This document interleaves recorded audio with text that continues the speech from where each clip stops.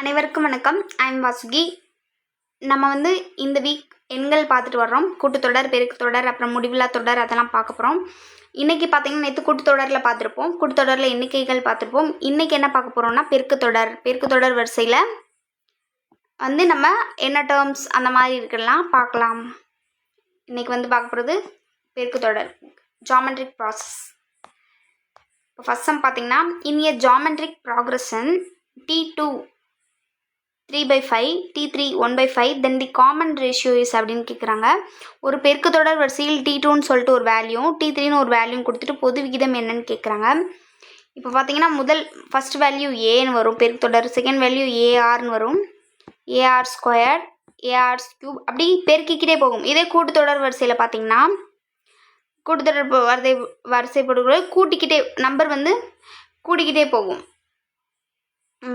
A + n-1 அந்த மாதிரி first தொடர் ஏன்னு வரும். அதுக்கடுத்து அது கூட n கூட்டுற மாதிரி இருக்கும். அது கூட 2n அந்த மாதிரி கூட்டிக்கிட்டே 2D, A + D, இப்போ A + D, A + 2D இந்த மாதிரி கூட்டுத்தொடர் வரிசையில் கூட்டிக்கிட்டே போகும். பெருக்குத்தொடர் வரிசை பார்த்தீங்கன்னா a r, a r square, a r cube. இப்போ ஏ தான் முதல் வேல்யூ. A first value. ஆறுன்றது என்னன்னா ரெண்டாவது வேல்யூவையும் முதல் வேல்யூவும் டிவைட் பண்ணும்போது கிடைக்கும்போது தான் அதோட பொது வித்தியாசம், ரேஷியோ, காமன் ரேஷியோவாக இருக்கும். இப்போ கூட்டுத்தொடர் பொறுத்தளவுக்கு நம்ம டிஃப்ரென்ஸ் டின்னு கண்டுபிடிப்போம், காமனானது. பெருக்குத்தொடர் வரிசைக்கும் ஆர் கண்டுபிடிப்போம். அந்த ஆர் வேல்யூ என்னன்னு பார்த்தீங்கன்னா T2/T1. இதே கூட்டுத்தொடர் வரிசையில் டி எப்படி கண்டுபிடிப்போம்னா T2 - T1. ஆரோட வேல்யூ அதில் இருக்க டிஃப்ரென்ஸ் என்ன இருக்கும், T2 - T1 கண்டுபிடிப்போம். பெருக்குத்தொடர் வரிசை பொறுத்தளவுக்கு நம்ம T2/T1 டிவைடரில் கண்டுபிடிப்போம். அவங்க என்ன வேல்யூ கொடுத்துருக்காங்க, T3யோடதும் T2வோடதும் கொடுத்துட்டாங்க. அதோட பொது வீதம் கேட்குறாங்க. அப்போது T3/T2 இப்படி தான் நம்ம எழுதி பொது வீதம் கண்டுபிடிப்போம். அப்போ T3யோட வேல்யூ என்ன, 1/5. T2வோட வேல்யூ என்ன, 3/5. இதை நம்ம நேராக எழுதும்போது மேலே போகும்போது தலைகீழாக போயிடும்.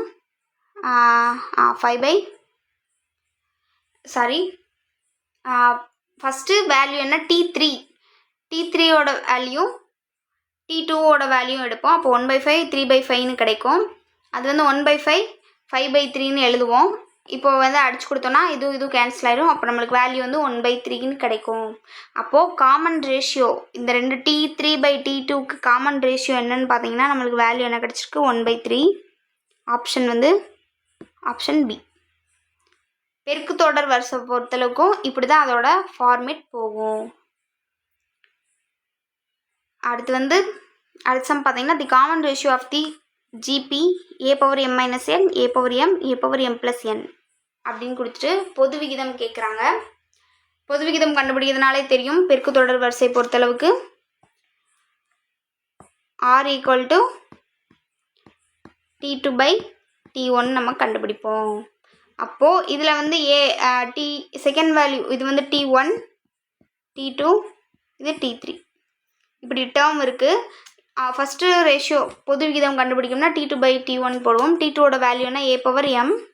T1ஓட வேல்யூ என்ன, A/m - n.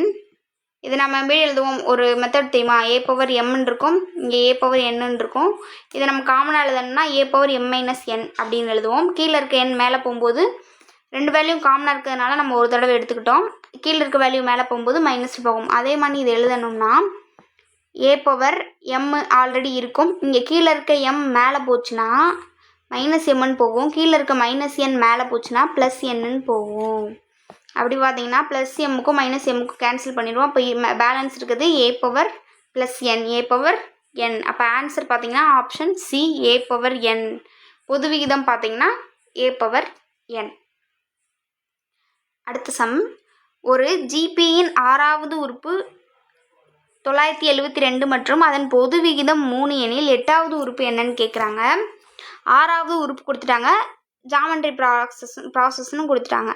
அப்போது இதோட மெத்தட் எப்படி இருக்கும், இதோட ஃபார்மேட் எப்படி இருக்கும், AR, AR squared, AR cube, AR/4, AR/5.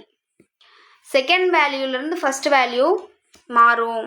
இப்போது ஆறாவது வேல்யூன்றப்போ நம்ம இங்கே பார்த்துக்கிட்டிங்கன்னா இதில் ஆறாவது எண் எத்தனாவது இது வந்திருக்கு? 1 2 3 4 5 6. ஆறாவது வேல்யூக்கு என்ன ஃபார்முலா வந்திருக்கு?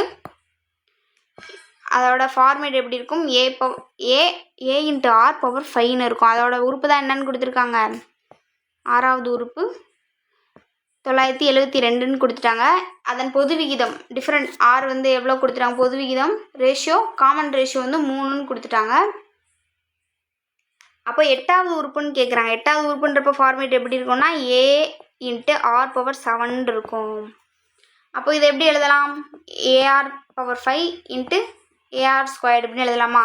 இது வந்து காமனாக எடுக்கும்போது எப்படி மாறிடும்? ஏஆர் பவர் 7ன்னு மாறிடும். அதை நம்ம இப்படி பிரித்து எழுதியிருக்கோம். அப்படி இருக்கும்போது ஏஆர் பவர் 5ஓட வேல்யூ என்ன? நம்மளுக்கு 972. ஆரோட வேல்யூ என்னன்னு கொடுத்துருந்தாங்க? பாயிண்ட் இருக்குன்னா இந்த இடத்துல மல்டிப்ளிகேஷன் இருக்குன்னு அர்த்தம். ஆரோட வேல்யூ என்ன கொடுத்துருந்தாங்க? 3 பொது விகிதம். 972 3 9. இது ரெண்டையும் பெருக்கும்போது நம்மளுக்கு என்ன வேல்யூ கிடைக்கும்? பார்த்தீங்கன்னா 8748ன்னு கிடைக்கும். அப்போது டேர்ம் 8ஓட வேல்யூ என்ன? 8748. ஆப்ஷன் பார்த்தீங்கன்னா ஆப்ஷன் டி. நீங்கள் ஃபார்மேட்டை மட்டும் மறக்காமல் ஞாபகம் வச்சுக்கிட்டிங்கன்னா உங்களுக்கு உறுப்புகள் எத்தனைன்றப்போ இந்த மெத்தட் ஈஸியாக எழுத வந்துடும். அப்போது அதை நம்ம அதுக்கான வேல்யூ அப்ளை பண்ணோன்னா நம்மளுக்கு எத்தனாவது டேர்ம்ஸ்ன்னு கேட்டிருக்கிறதோட வேல்யூ சீக்கிரமாக கண்டுபிடிச்சிடலாம். அடுத்து இந்த வேல்யூ அப்படின்னு கேட்குறாங்க. இங்கே பார்த்தீங்கன்னா இன்ஃபினிட்டி கொடுத்துருக்காங்க. இன்ஃபினிட்டினா முடிவிலா தொடர் அப்படின்னு அர்த்தம். இப்போ நம்ம வந்து எண்களில் இன்ஃபினிட்டி சம்ஸ் வந்துச்சுன்னா அது வந்து ஒரு முடிவிலா தொடர். இன்ஃபினிட்டி பொறுத்தளவுக்கு ஃபார்முலா என்னன்னு பார்த்தீங்கன்னா இன்ஃபினிட்டி பொறுத்தளவுக்கு infinity equal to a/1 - r. இதுதான் அதோட ஃபார்முலா. பெருக்கு தொடர் வரிசை வரைக்கும் ஒன்னோட வேல்யூ 1 விட அதிகமாக இருந்துச்சுன்னா ஆர் வந்து முன்னாடி வரும், 1 விட கம்மியாக இருந்துச்சுன்னா ஆர் வந்து பின்னாடி வரும். இங்கே வந்து ஃபஸ்ட்டு நம்ம 1 வேல்யூ எடுத்திருக்கோம்.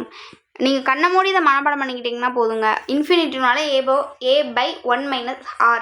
ஏன்னா வேல்யூ அதிலே கொடுத்துருவாங்க. இப்போ ஏவோட வேல்யூ என்ன? முதல் உறுப்பு 4.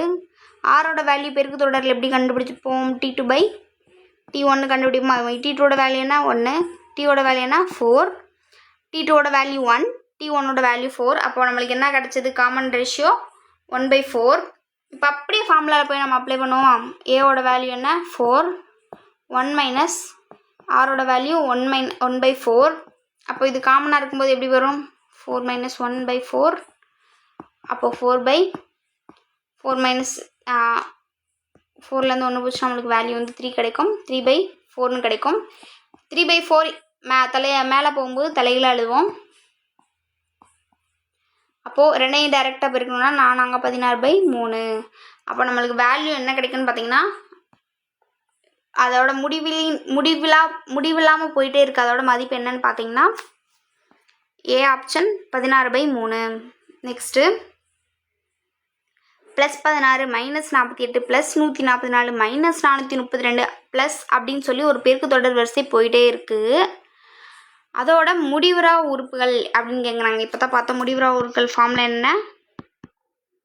a/1 - r. ஏவோட வேல்யூ என்ன? இங்கே +16. அதோட ஆர் கண்டுபிடிக்கணும்னா டேர்ம் 2லேருந்து டேர்ம் 1 நம்ம டிவைட் பண்ணுவோம். டேர்ம் 2ஓட வேல்யூ -48. டேர்ம் 1ஓட வேல்யூ +16. இது ரெண்டையும் அடிச்சு கொடுத்தா நம்மளுக்கு என்ன கிடைக்கும்? 3 டைம் அடி ஆகும். அப்போ நம்மளுக்கு பொது விகிதம் என்ன கிடைக்கும்? -3 கிடைக்கும். அப்படியே ஃபார்முலாவில் போய் அப்ளை பண்ணலாமா? பார்த்தீங்கன்னா 16/1 - -13 நம்மளுக்கு ஆரோட வேல்யூ கிடச்சிது. மைனஸ் என்ன ஆயிரும்? ப்ளஸ் ஆயிரும். 16/1 + 3 4. மைனஸும் இங்கே வந்து ப்ளஸ் ஆயிரும்ல. இப்போ 1 3 கூட்டினா 4. இதை அடிச்சு கொடுத்தோன்னா 1 4 16. அப்போது இன்ஃபினிட்டியோட வேல்யூ இந்த இடத்துல என்ன? 4 +4. பார்த்தீங்கன்னா -4 ஆப்ஷனில் இருக்குது. நம்மளுக்கு கிடைச்ச வேல்யூ என்னென்னா +4 ஆப்ஷன் ஏ. முடிவிலா தொடர்னு கேட்டால் இதாங்க ஃபார்முலா a/1 - r. எண்களில் முடிவிலா தொடர் வரிசையோட ஃபார்முலா என்னன்னு பார்த்தீங்கன்னா a/1 - r. அவ்வளோதாங்க முடிஞ்சு. டெய்லி நம்பர்ஸ் வந்துட்டு இருக்குது. இன்றைக்கி பெருக்கு தொடரும் முடிவில்லா தொடரும் பார்த்தோம். இந்த மாதிரி டெய்லி வாட்ச் பண்ணுங்கள். And thanks to all.